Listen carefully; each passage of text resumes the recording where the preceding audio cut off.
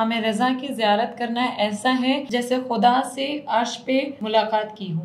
حوضہ معصومہ یعقوب میں بہترین on line classes کے ذریعے بچوں اور خواہران کو دینی تعلیم دی جاتی ہے۔ اعوذ باللہ من الشیطان الرجیم، بسم اللہ الرحمن الرحیم۔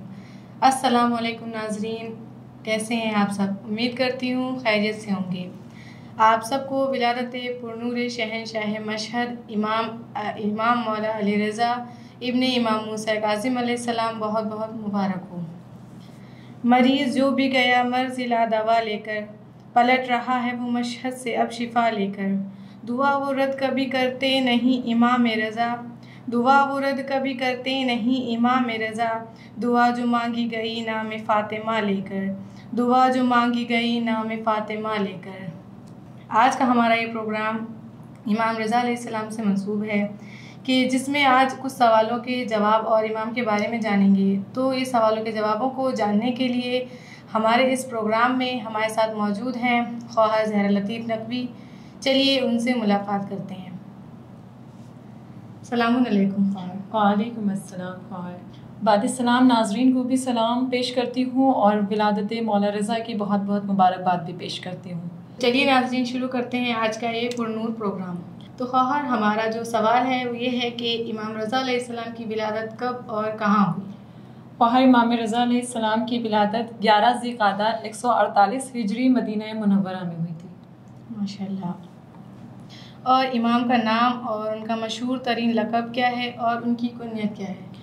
امام کا نام علی ہے اور ان کا مشہور لقب ہے رضا اور ان کی کنیت ہے ابو الحسن۔ اور امام کو رضا کیوں کہتے ہیں؟ خواہر روایت میں موجود ہے کہ آپ سے زمین اور آسمان والے دوست اور دشمن سب راضی تھے، یعنی آپ سے کسی کو تکلیف نہیں پہنچی تھی، اس لیے آپ کا نام رضا ہے۔ تو امام رضا علیہ السلام کی زیارت کو کس عمل سے تشبیہ دی گئی ہے؟ امام رضا علیہ السلام کی زیارت کو مستحب حج و عمرہ سے تشبیہ دی گئی ہے۔ تو خواہر ہمارا جو سوال ہے، 7ویں امام نے امام رضا علیہ السلام کی زیارت کا کیا ثواب فرمایا ہے؟ 7ویں امام نے ثواب میں 2 چیزیں فرمائی ہیں، جس میں پہلی ہے کہ 70,000 حج مقبول کے برابر ہے، اور دوسرا ہے کہ امام رضا کی زیارت کرنا ایسا ہے جیسے خدا سے عرش پہ ملاقات کی ہو۔ ماشاءاللہ ماشاءاللہ۔ امام کی کوئی ایک حدیث بیان کریں گے آپ؟ 8ویں امام نے فرمایا کہ جب تک ایک مسلمان میں یہ 10 خوبیاں نہ پائی جاتی ہوں تب تک اس کی عقل مکمل نہیں ہو سکتی، جس میں سے پہلی خوبی ہے کہ اس سے خیر کی امید رکھی جاتی ہو، دوسری اس کے شر سے لوگ محفوظ رہتے ہوں، اور دوسروں کی مختصر نیکی کو بھی وہ زیادہ سمجھتا ہو اور اپنی زیادہ نیکی کو بھی وہ مختصر سمجھتا ہو، لوگوں کی حاجت پوری کرنے کے بعد وہ رنجیدہ نہ ہوتا ہو، اور علم حاصل کرنے سے وہ کبھی تھکتا نہ ہو، اور فقیری میں بھی خدا کی رضا میں وہ راضی ہوتا ہو، اور دشمنوں کے سامنے عزت سے بہتر خدا کے سامنے اپنے آپ کو بندے ذلیل سمجھتا ہو، اور شہرت سے زیادہ وہ گمنامی پسند کرتا ہو، اور 10واں ہے جب بھی کسی دوسرے کو دیکھے تو کہے کہ یہ مجھ سے بہتر اور مجھ سے زیادہ متقی ہے۔ جزاک اللہ۔ ماشاءاللہ خواہر، آپ نے بہت ہی بہترین انداز میں امام کی حدیث کو بیان کیا۔